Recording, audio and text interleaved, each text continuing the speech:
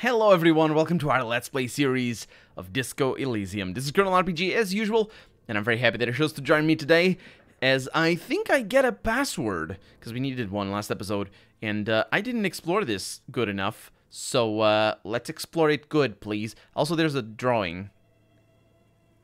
I was looking at it, and I wasn't, before when we were reading it, I looked at that sword specifically. Let's inspect the notes. The handwriting is only partly legible, but you can still make out 3 slogans. Call in, tune out, we're all untethered, and heat death of the universe.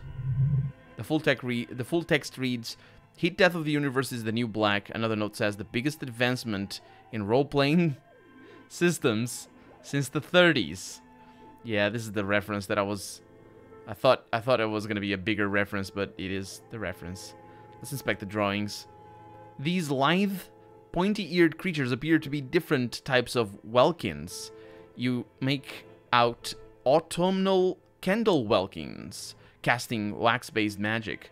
Translucent welkins, with organs shining under their skin, and even ether welkins, hailing from the vast emptiness of sideri... Oh, that's an English word? Outer space. It just means outer space. Yeah. I know what it means because it's the same word in Portuguese, but it comes from the Latin, so anyway. Who are those creatures? Fantasies of a tortured, feverish mind. It's the developers. It's the game developers. You should adopt one of those Welkins as your persona, says our drama. No longer a mere man, but a Welkin. One of the Welkins towering among the rest appears to be different, however. Really? Let's examine the Welkin. This is important, of course. It's Varamhamira.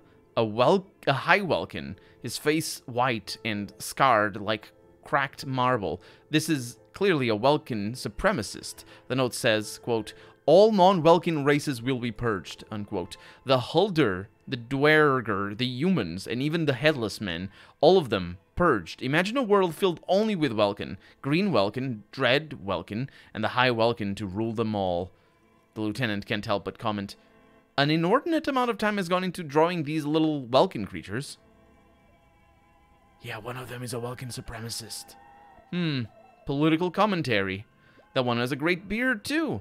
Kim nods at the Welkin's facial hair. It depends on if... It is obviously a political thing, but I do wonder, if you are taking the setting seriously, which you shouldn't always do, because some of it is on the face and supposed to be sort of jokesy, and this one seems to be like the jokeliest of them all. But in a world like, what's that book by Anne Frank? I actually don't know the name of the book in English, because the title gets translated differently.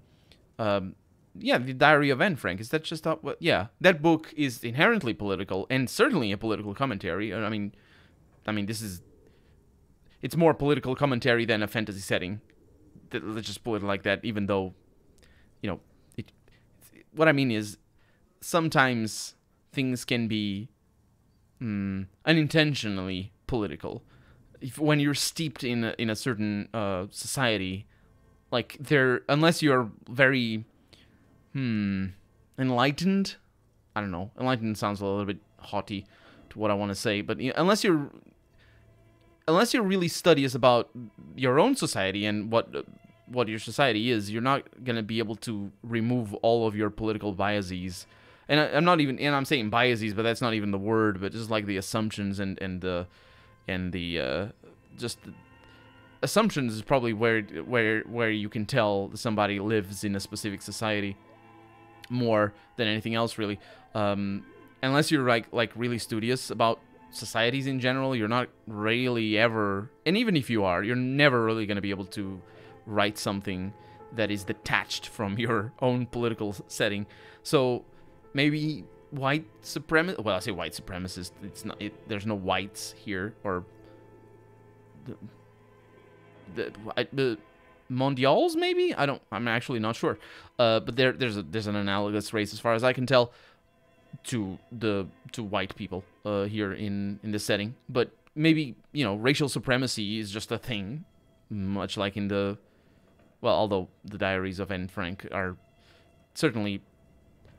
There's certainly quite a lot of commentary there as well, but what I mean is, like, it could be just the world the writers lived in. Why would anyone spend so much time on this? Let's not ask that. Who are these creatures? Who drew them? Are they real? I have so many questions. This looks like concept art for a project, says Kim. It's not really real. Well, this has been educational. Let's move on from the Welkins. Just look at those details. So much effort, says Kim. And for what? All gone. That's not right. It's not all gone. That's like saying, why did you bother, I don't know, loving? Why did you bother loving? You're dead now. You know, talking to a person who's dead. You know, all gone. It didn't matter. Lesson learned. Don't love. Because you're going to die anyway. Isn't that, like, no. And even if you never published your game, you know, you still have fun. Unless you didn't. In which case it was bad. Not having fun making games is bad. Unless, I mean, that's also inevitable. If you're gonna actually make games, you're gonna make so much stuff that is just slogging through work. Let's inspect the schedule. I'm still trying to find the password here. This is a monthly calendar from the year 50, so 20 years in the past. Cryptic words like sprint, daily mini... What? Daily minim? And GPI span the marker drawn grid, the grand scheme of production and money. It looked, yeah, what, that reminded me of GPD, but, which is gross per capita. Is it GPD? GRPD? No, it's not GPD. What the heck am I thinking of? Gross revenue per capita is a measure, but that's not what it is. I don't know. Either way, it looks like a bit like an academic calendar, only much more brutal. Everyone is constantly teetering on the edge of the abyss, an abyss of production. These squares look orderly but beneath them is chaos, worry, pain. What happened, I'm gonna ask. As time goes on, the numbers in the boxes grow rarer and rarer. The board becomes an empty snowfield in the final days. Only failure and regret dwell in this region. The lieutenant looks at the frigid ice field of nothingness and concludes, it looks like they didn't make it. I see, it's not a game. That's literally what they,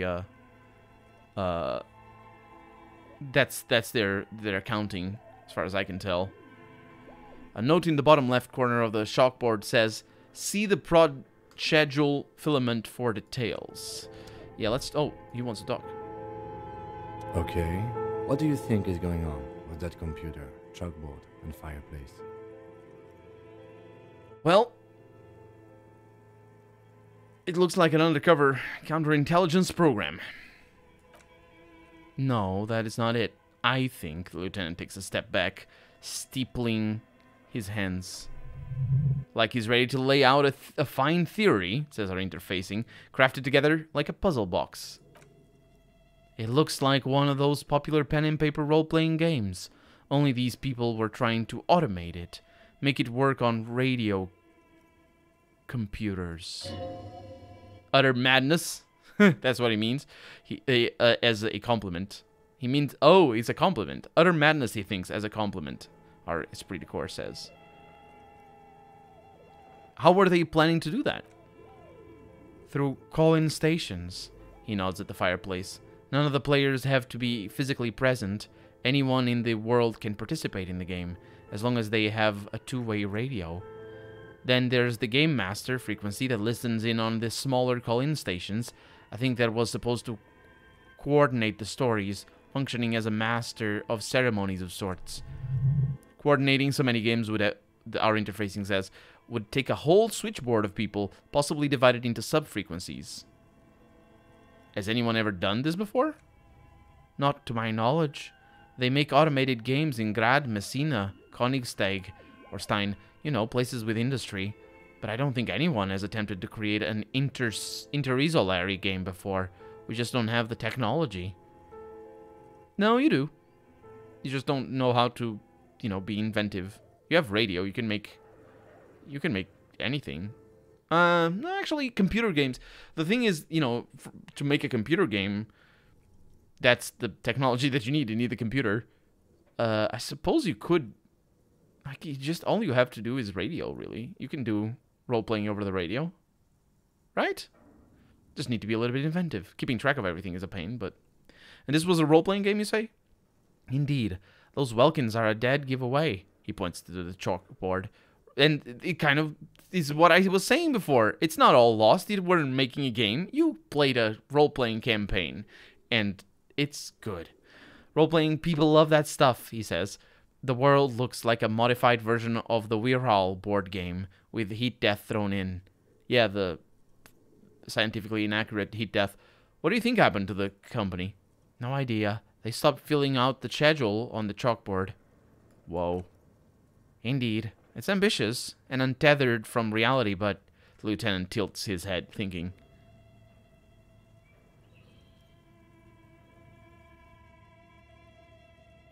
The world is cold and lonely. This would keep it company. Let's finish it. A half-smile breaks out on his face. It's too late for that, I'm afraid, he says, looking around in the derelict room. The pipes howl and a rat crosses the floor. Okay, he concludes. Let's keep moving. Do you think it's too late for that? I think I'm talking to him. I don't want to talk to him. I want to go in here. So, press the play again. The speaker comes to life. Static seeps through the machine's planar magnetic driver. An old lady greets you. Her voice sounds 100 years old. Good evening. Fortress accident on Rue de Saint-Gislaume. This is East Insulindian Repeater Station 1. Please repeat, is this the production schedule? Yeah, let's try the password for the production schedule. Good. Please repeat the password. Oh, dang it. Thanks, Logic. Yeah. I don't know how I'm missing it, but I clearly am. The password, I mean.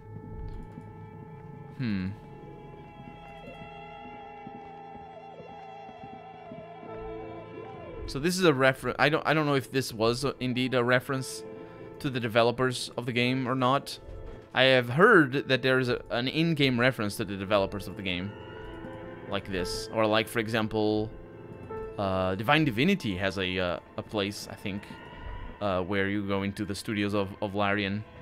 Fallout 3 has a place as well where you go into the Bethesda Softworks studios. And we just didn't level up.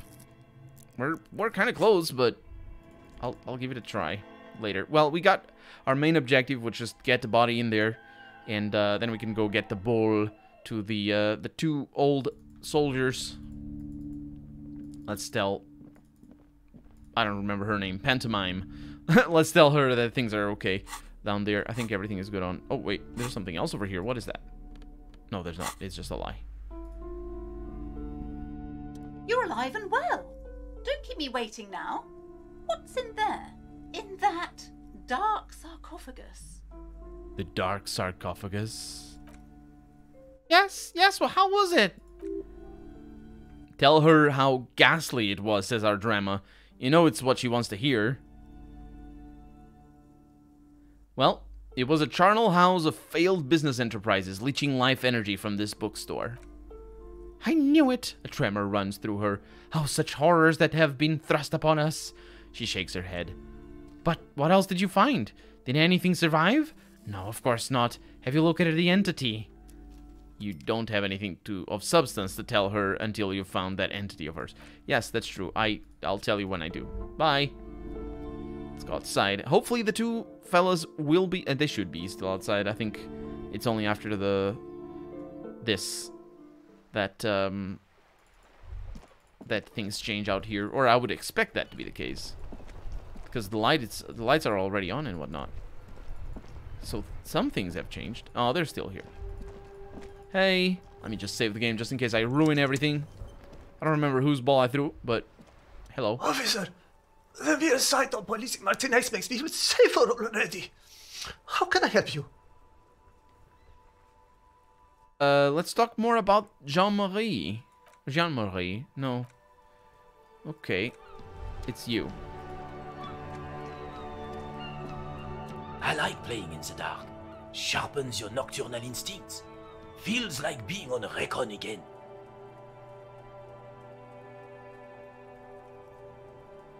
I found you guys a new bowl. I'm gonna hold out the ball. The old veteran stares at the shot-put ball in silence and then speaks in a reserved voice. What is this? Are you mocking us? This isn't for pétanque. No, no need to get angry again, René. I'm sure the officer tried his best. It's not like there's a bowl kiosk here in Martinez. I'm very sorry. It's the best I could find. The best, huh? He says, inspecting the ball. This isn't even a ball, but fine. I guess you did attempt to right your hooliganism. Consider it forgiven. And that gave me a little bit of a better chance here without composure check. Which I might do. I don't know if I need anything for that. Is there anything you can tell me about this rifle? I'm gonna hold out the antique firearm. It's a Belle Marave, he says, taking the rifle. 4.46 caliber breech loading, which means it's not bolt action. Ravachol made, good weapon, accurate and reliable. This one's inoperable. The bolt spring is missing and the mechanism is jammed shut. Still a beauty, he adds, handing the rifle back. Where did you find her? In the basement there. I'm gonna point to the bookshop. I think they should be fine. I'm not surprised. He looks at the building. There are probably lots of forgotten wartime weapons lying around here. Back in the day, everyone had something stashed away. As for the rifle, I don't know what else to tell you, he shrugs. These BM446s are an antique. No one uses them anymore. The ammunition is impossible to find. Yeah, you probably want to would want to make them yourself, which is difficult. Well, if you have the machine, the milling machine or whatever it is, probably not too difficult. I don't know how hard lead is to machine. Probably not too much. I understand Jean-Marie meant a lot to you. There's nothing for you to understand here, he snaps. It is not her death you are investigating. Where was the photo of you two taken? Ravachol Fair of 91 in the Faubourg district. His eyes turned to the sea. A parade was held to honor Guillaume Le Dion's name day, and the Carabiniers marched in the place of honor. You looked happy in the picture, smiling. This was the happiest day of my life. This is said in such a matter-of-fact tone it leaves no room for doubt. What happened with you, Gaston and Jean-Marie? I was 22 when I returned from King Guillaume's Ikera operation in the south and found my sweetheart in the arms of this wretch. He gives Gaston a hateful look. I won her back, but while I was dealing with some issues. You were like a dark cloud sucking the joy out of every living thing around you, and you... He quickly glances at you. You hurt her.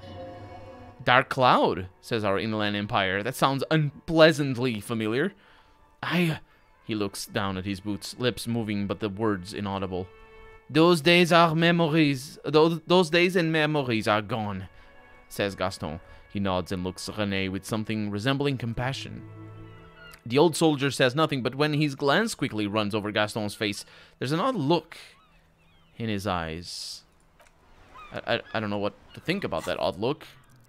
We're almost at level up, so all we need is the composure check to go well, and we can win a life. We have a +1 right now because we have the snakeskin shoes, of course. I mean, if you have snakeskin shoes, of course you're going to be more composed. It's the law of life. Unfortunately, we don't have that, so, you know what? It's a white... Playing in the dark. Sharpens your nocturnal instincts. Feels like being on recon again. It's a white check, so I might as well. What is it about this... Oh, I'm not going to say anything as well, so yeah. What is it about this old soldier that makes him stand so proud? Come on, dice. All you observe is a veteran refusing to let go of the past and his old uniform. This is not uncommon. He catches your glance and nods. This is the uniform of the Royal Carabineers in service of Freycel I, Guillaume le Lion, and the valiant King Philippe V before him. Don't you mean Freycel the Fun? Says Gaston. You do not speak his name, Craven. Although he was a clown, he adds. He turns back to you. But he was our clown, ours to ridicule and to mourn. There's something you missed. You will get it, don't worry. Sure. I'm not really in a hurry to learn about that. I don't think it's going to be really that important. So we might want to go check on Kuno, see if he's doing alright now that the body is gone. Did you see the game change something? I think the game changed something over here. There was something going on. Kuno. Kuno's fucking electricity! 20,000 volts! Kuno volts!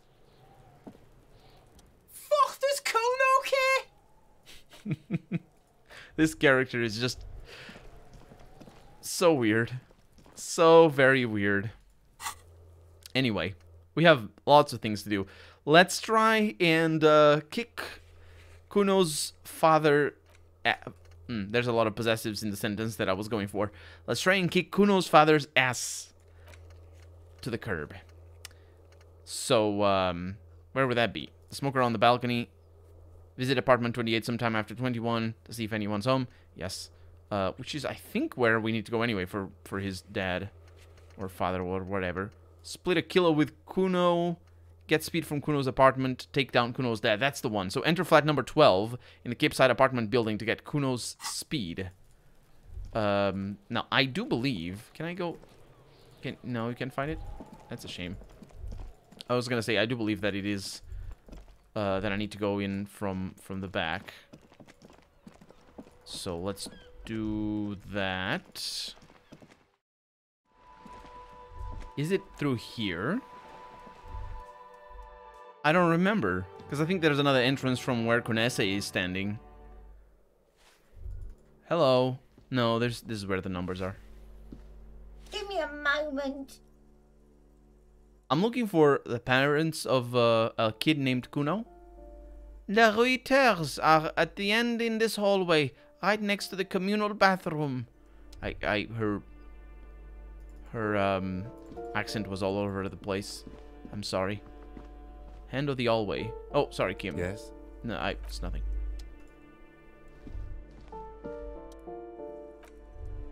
That one is locked. Yeah, and number 20 something is above. So it'd be one of these. Oh, I've been in here already. No, this is the communal bathroom though. Moss crawls on those bathroom tiles. Actual moss. Man, they don't clean it. A shabby door hangs oddly on its hinges, secured to the door frame with a safety chain. An unpaid electric bill is attached, threatening to cut the electricity off. It's addressed to Mr. Unu de Reuter. And I can cut the chain with my terrible interfacing. It's an easy check, but I for some reason... Oh, I have a -10. Not doing it. I wonder what happens. I could save scum. I wonder what happens when you try it with the cutters when you don't have the tool in hand. It looks like we found where... Let's say this. It looks like we found where Kuno's dad lives, and I'm gonna point to the bill on the door. The lieutenant nods, and the place comes with 3 months worth of utility bills, he says. Yep. That's probably should get my physical instrument on, by the way. And also maybe interfacing. I do have some things that add interfacing, I think. Esprit de Corps, Half-Life, Esprit de Corps, Conceptualization, Drama. I don't have anything that adds interfacing. Okay, so flashlight and wire cutters. The tools of Harry Dubois.